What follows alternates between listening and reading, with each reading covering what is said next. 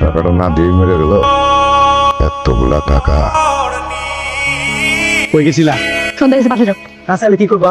সাসানো তো পয়সা নাই। তুমি তো আমার বউ, যাইতে দেবো না। খুবই আবল তাবল কথা যদি আরেকবার বলছেন আমার থেকে খারাপ কিন্তু কেউ হতে না।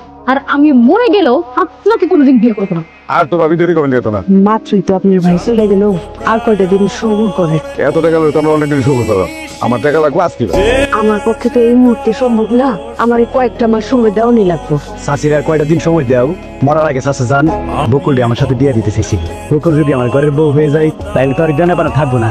তুমি করি বউ যদি আমার বউ হয়ে যায়, তুমি কোনো সমস্যা থাকে না। মিথ্যা কথা। আব্বা মারা যাওয়ার আগে জীবনে এরকম কোন কথা বলি মারে, সত্য মিথ্যা জানি না।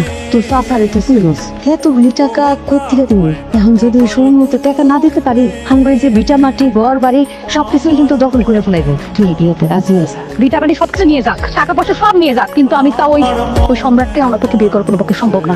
কোথায় ছিলেন না তুমি? আপনাকে কতবার ফোন দিলাম, কোনো খবর নাই আপনার। কি হবে খবর নিয়ে? বাবার কাছে চাচা অনেকগুলো টাকা পেত, বাবা তো আর নেই, মার এতগুলো টাকা দেওয়ার ক্ষমতা নেই। মা আর চাচা মিলে ঠিক করেছে আমার চাচাতো ভাইয়ের সাথে আমাকে বিয়ে দিয়ে দেবে। কি বলছেন? আমি জানি না, আমি কিছুই করতে পারি না। আমাকে আমার মতের বিরুদ্ধে যে আপনি আমাকে ক্ষমা করে দিন। আপনি আমার কাছে কোনো আশা রাখেন যাবে, আপনি আমার কাছে কোনো আশা রাখবেন না। আচ্ছা আমাকে ক্ষমা পলাশ। কি হয়েছে তোর? বকুল তো তোমার ভ্রমণ করে আনতে পারবো না। কেন? বকুলের চাচার কাছে ওর বাবার বেশ কিছু টাকা নেই। ওর চাচা শর্ত দিয়েছে, ওরা যদি সেই ঋণটা শোধ না করতে পারে তাহলে চাচার ছেলের সাথে বকুলকে দিয়ে দেবে। বকুল তো ঠিকই বলেছে, তোমার সিদ্ধান্ত নেওয়া সাবধান। পরিবারের বিরুদ্ধে এসে যেতে পারবে না। তুই জানিস পলাশ, তোর বাবা প্রায় একটা কথা বল, এই পৃথিবীটা একটা অদ্ভুত জায়গা, এর পরতে পরতে রহস্য। কোথায় কখন কি ঘটবে আমরা আসলে কেউ জানি না। ভাবি জুড়ে তো সব ঠিকঠাক, এলাকার লোক ধরে যা তারা চলে সব গাও দিস। বাজার সাথে কিচ্ছু আমি চিন্তা করবো না। আমি আর কাপড় চোপড় গনা গাড়ি এইগুলো সব ঠিক আছে। ভাইয়া তোমার বাঁচছে না, নিজের ঘরের মায়ের ঘরে থাকবো। আমি কে আমার সাথে চিন্তা করি না তো। আমার ভাইয়ের কাছে আমি কে ভাই এটা কোনো কথা হইলো? বকুলটা তো বুঝাইছি, ও তো রাজি না। রাজি মনে কে বাচ্চা মানুষ বুঝে নাকি কিছু গার্জেন লাভ নেই। আমরা যা কমো এটা বলবো। হ্যালো পলাশ, আজকে বাসা থেকে আমাকে বিয়ে দিয়ে দিচ্ছে জোর করে। আমি এই যে বত্তলার নিচে দাঁড়িয়ে আছি, আপনি কি আমাকে নিয়ে কাঁদাতে পারবেন? আপনি ওখানে দাঁড়ান, আমি আসছি। পানি করছে আসছে। পানি খাবেন? আচ্ছা দাঁড়ান, আমি নিয়ে এসছি। আচ্ছা এখান থেকে শহর কত দূরে? আমরা তো সবাই চলে আসছে। ট্রেনের শব্দ পাচ্ছি, রেল স্টেশন এখানে কত? রেল স্টেশন হলে এই সেটতে হবে। আচ্ছা আপনি একটু দাঁড়ান, আমি আপনার জন্য পানি নিয়ে আসি। আপনি কিন্তু সাবধানে বসবেন, হ্যাঁ? কোথাও যাবেন না কিন্তু, দাঁড়ান। বকুল বকুল এই জায়গাতে মেয়ে দাঁড়াচ্ছিল, ওনাকে দেখছেন? ওনাকে নিয়ে চলে গেছে। ওদিকে গেছেন?